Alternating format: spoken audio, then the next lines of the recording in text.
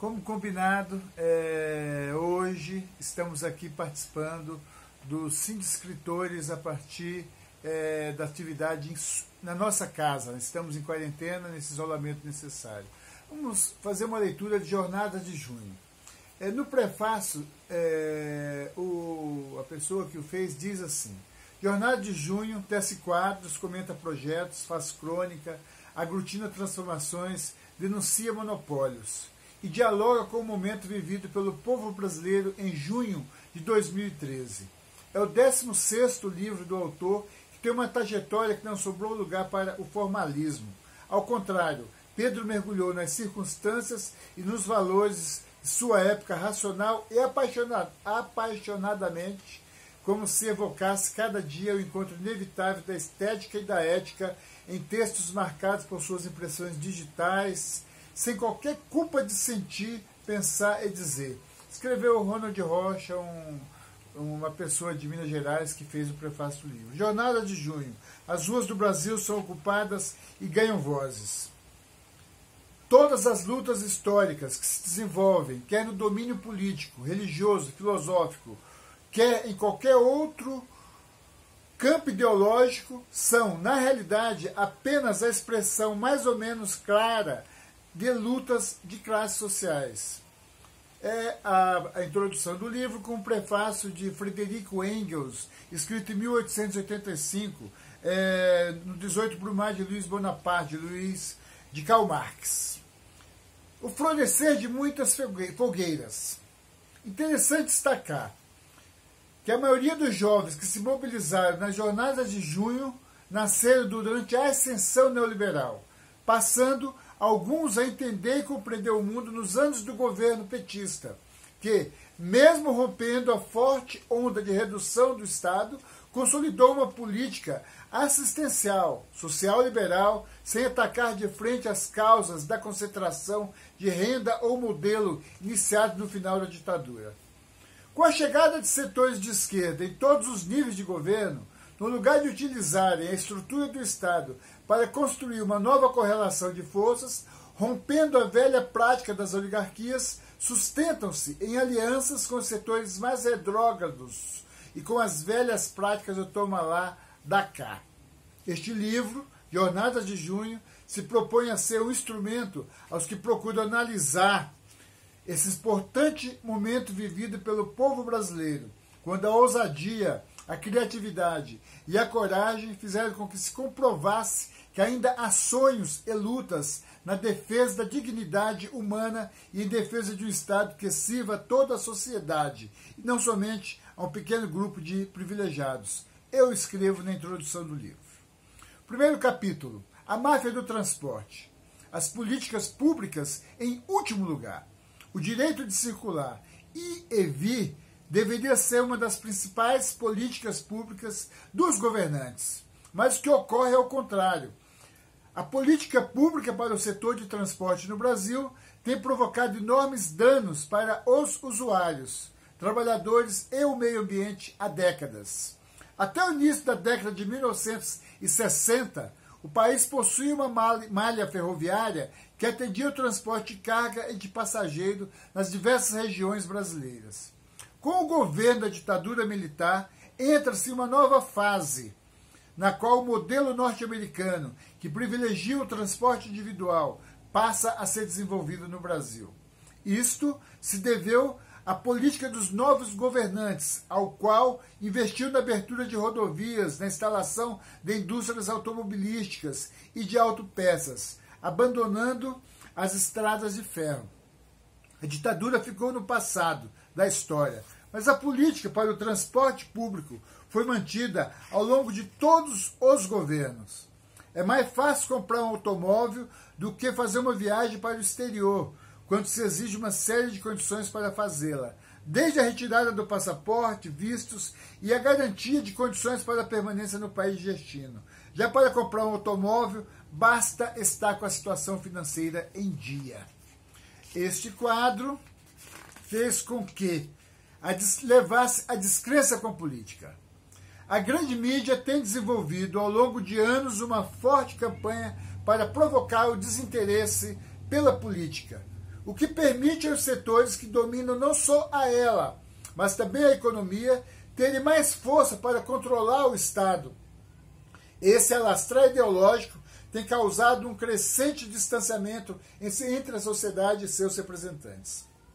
A prática de uma grande parcela de parlamentares e dos gestores públicos cada vez mais longe das necessidades da população e as somas bilionárias gastas para as construções de estádios, aliada ao bombardeio da grande imprensa contra a política, contribuiu sensivelmente para a ocorrência das manifestações de junho.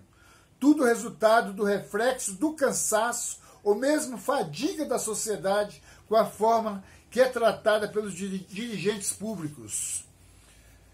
A articulação através das redes virtuais catalisou essa insatisfação da população, inclusive de parte dos setores ligados a alguma organização partidária, levando a grande massa para as ruas, especialmente a juventude.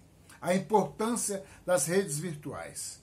Não se pode negar que as manifestações ocorridas em junho trouxeram um elemento de extrema importância e que se diferencia de tudo que havia ocorrido até então no que tange à mobilização de reuniões e reivindicações de classe.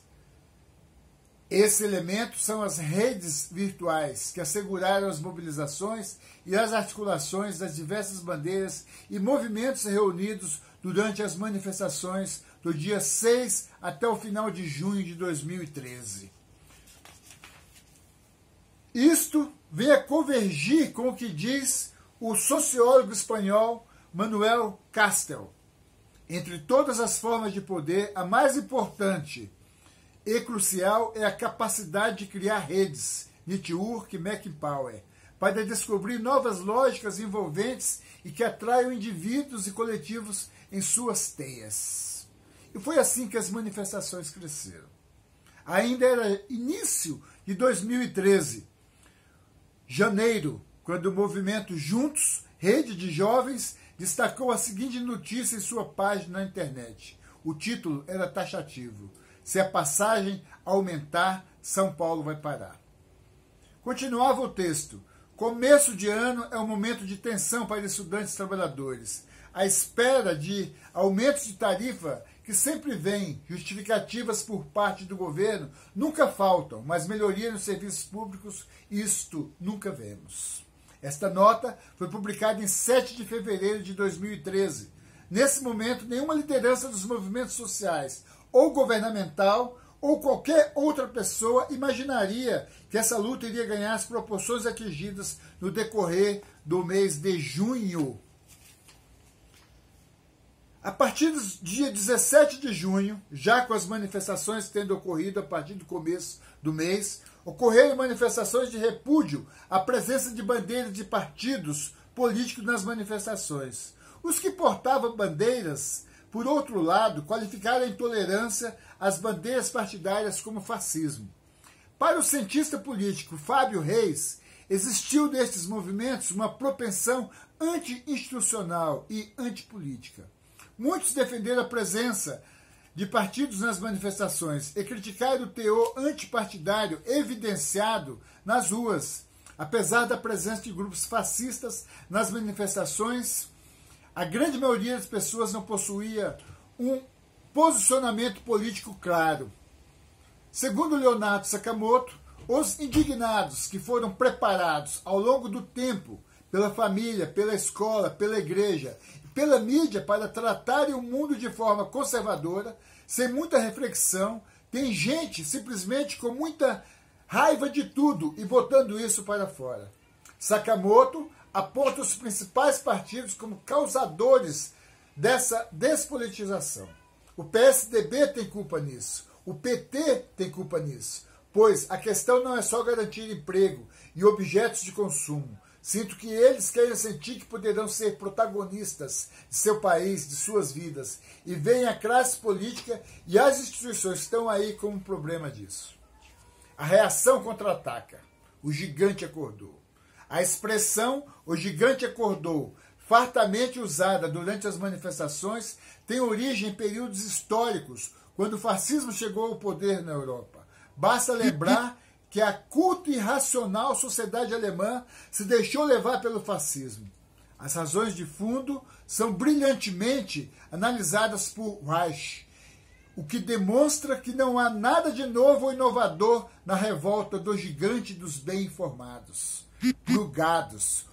As questões são bem mais irracionais e perversas, diz William Reich, o que indica que essas palavras de ordem vêm de outros tempos, não sendo inovadora. A expressão "o gigante acordou", usada pela mídia durante as manifestações de junho e em faixas e cartazes levados pelos jovens, passa a ideia de que nunca houve luta do povo brasileiro. Foi como se ela negasse a história da resistência dos trabalhadores, dando a entender que somente naquele momento a população saía às ruas para defender os seus direitos e lutar por justiça social. Para entender situações de grande mobilização social, que tem por eixo a moral e o combate à política, William Reich escreveu sobre o risco de se lutar de forma superficial, sem procurar entender as causas profundas existentes nos subterrâneos da estrutura da sociedade e a serviço dos detentores do controle econômico e ideológico. Reich mostrou que o fascismo usou as revoltas populares para atingir seus objetivos, o que tem muita semelhança com o momento ocorrido nas ruas brasileiras e reverberado de forma intensa pelos meios de comunicação de massa. O mundo e o Brasil. O período no qual os protestos ocorreram no Brasil coincidiu com outros momentos em que a população saía às ruas na defesa dos direitos em outros países. É claro que se pode atribuir em parte a influência externa para a mobilização que sacudiu o Brasil. Mesmo com demandas não tão distantes, mas particulares também, fez com que a juventude se mobilizasse.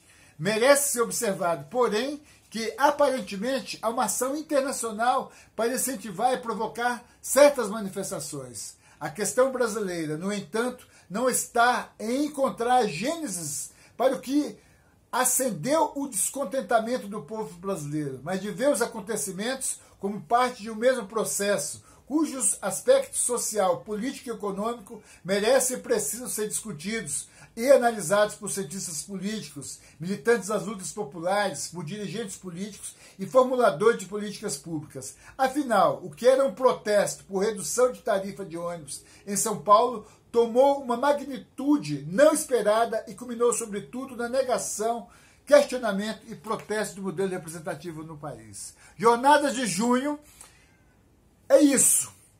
Já em 2014, eu apontei, resgatando a história, desde a palavra de ordem, o gigante acordou, utilizada em 1932 por Hitler, pelos nazistas na Alemanha, o que viria a ocorrer no Brasil.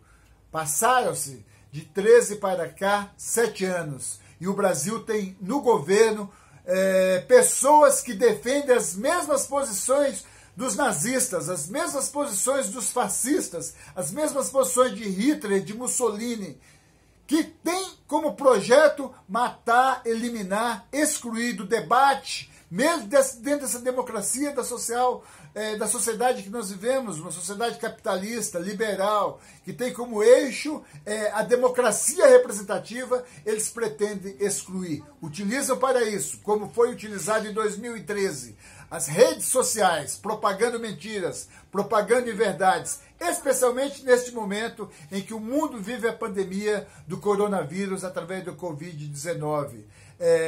Então, Jornada de Junho é isso, é uma proposta para debate, para discussão sobre aquela experiência de 2013 que marcou e que trouxe novos tempos para o Brasil. Nesse contexto também surgiu um movimento que se tornou conhecido como partido, Unidade Popular, e é um partido legal, também nasceu da resistência popular e à esquerda em 2013, assim como deu fruto a este governo fascista que está no poder. Leiam, estamos aí para a gente conversar. Jornada de Junho.